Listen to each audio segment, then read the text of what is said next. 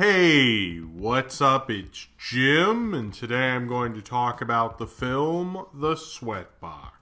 There are many behind-the-scenes documentaries about filmmaking and Hollywood filmmaking, and really to make a good behind-the-scenes documentary, you usually have to have a good story. Hearts of Darkness is kind of the one most people use because it was about Apocalypse Now, which had a very tumultuous, to say the least, production history. And for animation, there really aren't very many behind-the-scenes documentaries, and if there are, they're usually made years and years afterwards with talking heads and whatever footage they have lying around. The Sweatbox is different because the Sweatbox follows a Disney animated film from when it was originally called Kingdom of the Sun until when it was released and a completely different movie called Emperor's New Groove. It's a very unique documentary in that we've never really had this kind of access to any Disney production ever before, seeing like how it goes from development and writing and through the executives and to the big screen. Usually Disney's fairly guarded about those sort of things, and the Sweatbox kind of takes down that guard, especially at a less celebrated time in Disney's history in the post-Renaissance era. How Roger Ellers, who directed The Lion King and was trying to develop a new film called Kingdom of the Sun, which was going to be kind of like a Prince and the Pauper type of story with Eartha Kitt's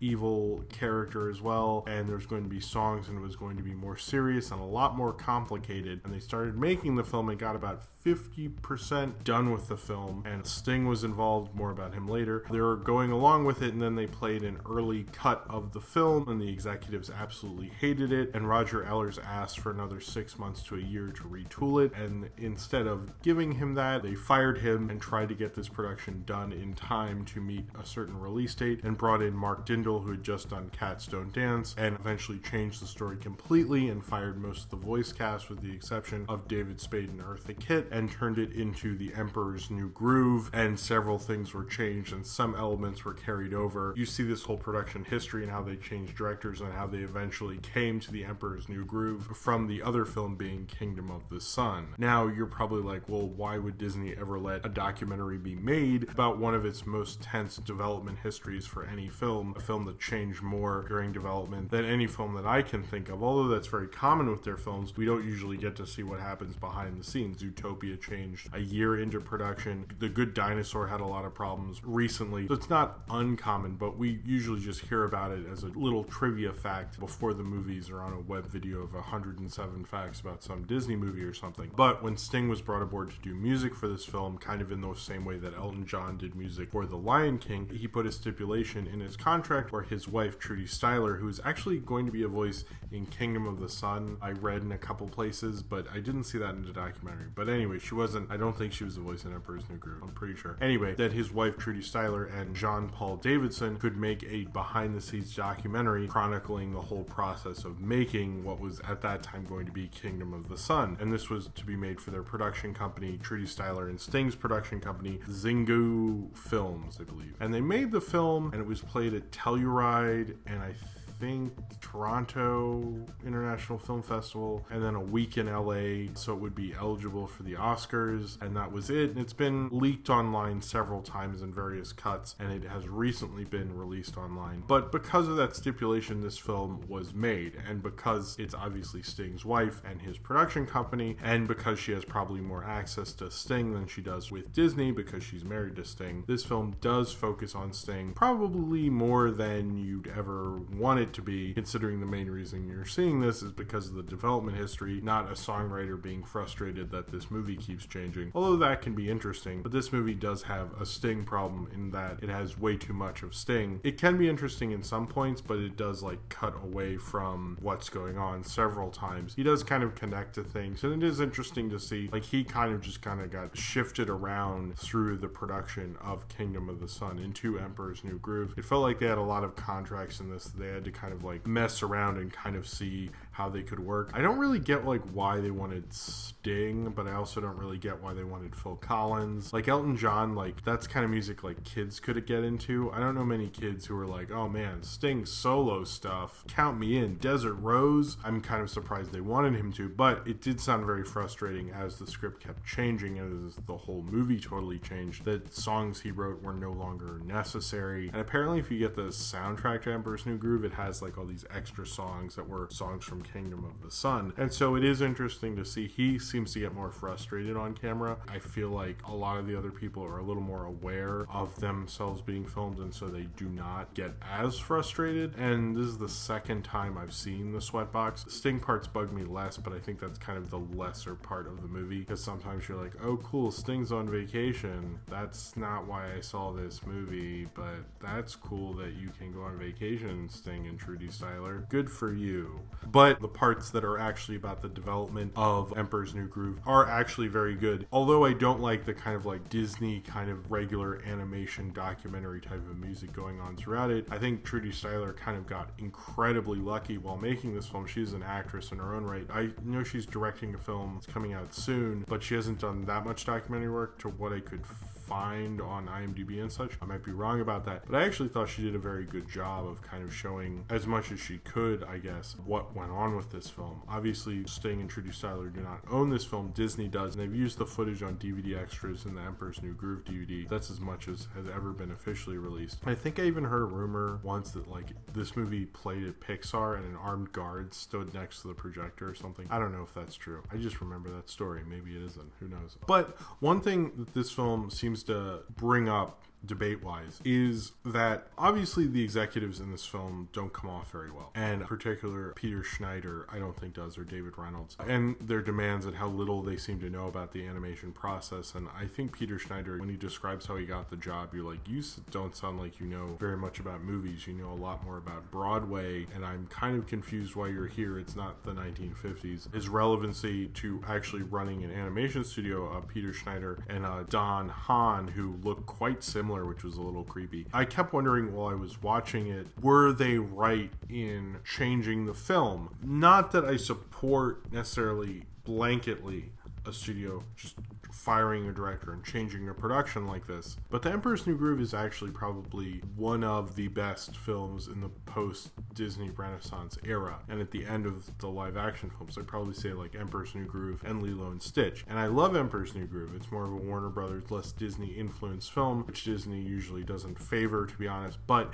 it's still a really good movie, and I've always loved Emperor's New Groove a lot. But Kingdom of the Sun, the only amount I've seen of it is through this movie, and I've never really got the impression that Kingdom of the Sun would have been a better film than Emperor's New Groove. In fact, I don't think it would have been at all. I think Emperor's New Groove is actually probably better, but I don't know much about Kingdom of the Sun. I don't have a script. I don't have a book with all the storyboards in it or something like that. I haven't seen an early cut of it. I have absolutely no clue what that movie would be like. I'm just like hearing parts of it and descriptions. It doesn't sound like it would have been the greatest. I know Owen Wilson was in Kingdom of the Sun and he did not make it over to Emperor's New Groove, although he is not featured. Well, his voice is, but there's no interviews with him. David Spade and Eartha Kitt seem to be, and Sting really, are the only ones who made the transition over. In a way, if you say, well, maybe in the end they made a better film, and this film kind of tries to say that at the end, especially with what Sting is saying, that he felt his songs got better when people kept saying for him to change them and do things with them, and was that a better thing to have done, and did that end up working out and making a better film? Yes, okay, The Emperor's New Groove is really good, and I love The Emperor's New Groove, but how they treated Roger Allers wasn't really very fair, especially for someone who had just directed one of,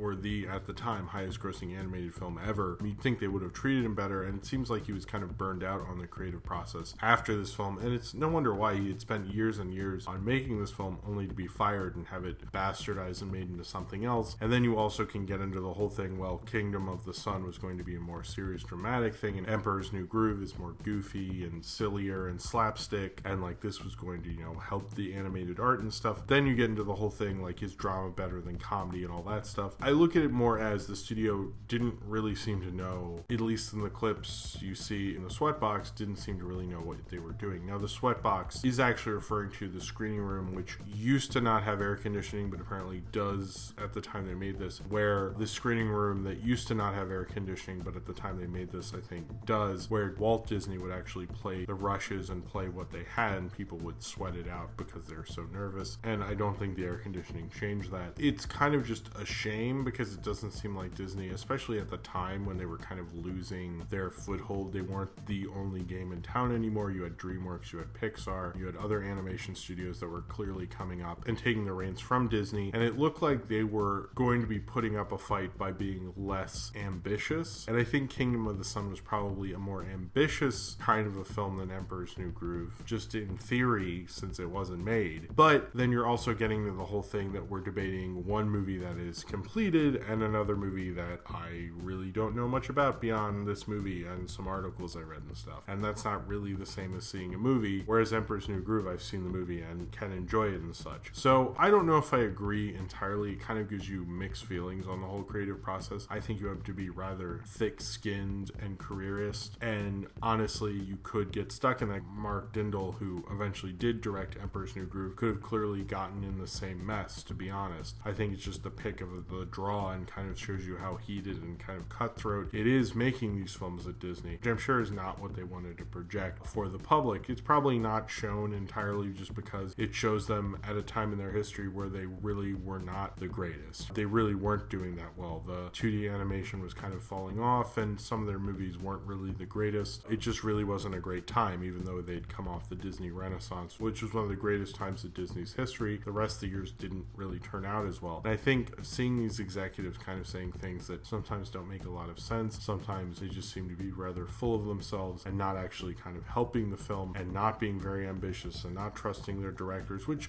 maybe they shouldn't have. Maybe if I had seen that film, I would have agreed with them. I don't know. And maybe they should have made a silly slapstick movie instead of a more serious, big musical based on the Prince and the Pauper and all this stuff. Watching this, it does give me reservations about that. It does often, when I hear about the creative process, it makes me think of there are ways to treat people well, and there is a give and take of things. They didn't really do that, and especially if someone's going to spend 4 years of their life on something, I think you should maybe treat them a little better and come up with a nicer way to do it. But I still like the Emperor's New Groove, so I'm sure Roger Allers does not. And why would he? Because it's probably like someone stabbing him in the chest and then making a movie with David Spade in it actually be good. The Sweatbox, I think, is a must-see if you're interested in animation. If you've ever wondered, like, how do they develop and make films at Disney Animation Studios? Because they never really go into it other than little puff pieces, which is kind of what they use the footage of this movie for. I think Trudy Styler actually ended up, by the luck of the draw, making one of the great documentaries in animation history and showing Disney at kind of one of their weaker points, but also showing why they eventually kind of let these other studios take over, which kind of makes me wish someone had made a documentary like this about The Good Dinosaur, maybe showing how Pixar has kind of changed and getting less original themselves. But this shows the time, right around this time, Pixar was making Monsters Inc. and things like this, and they trust their directors and let them do interesting things. Sometimes that doesn't work out. John Carter, sometimes it does work out. Inside Out, they're getting to a more safe space, and it's interesting to see Disney at one point, when they were in their safe space. I don't want to say Emperor's New Groove is unchallenging, because it is actually a different movie for them, despite it being sillier and a little more condensed character-wise than this very complicated movie like Kingdom of the Sun, which actually probably would have been more like The Lion King, which was a huge hit.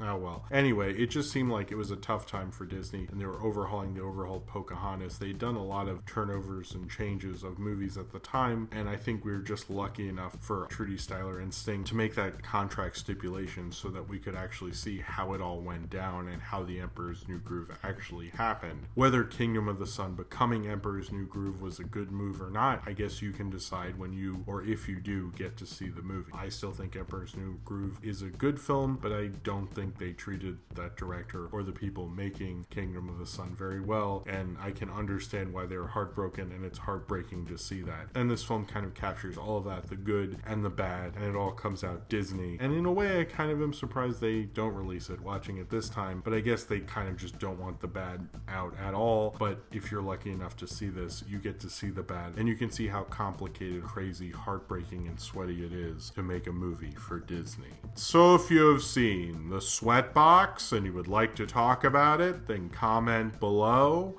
in the comments and subscribe if you would like to.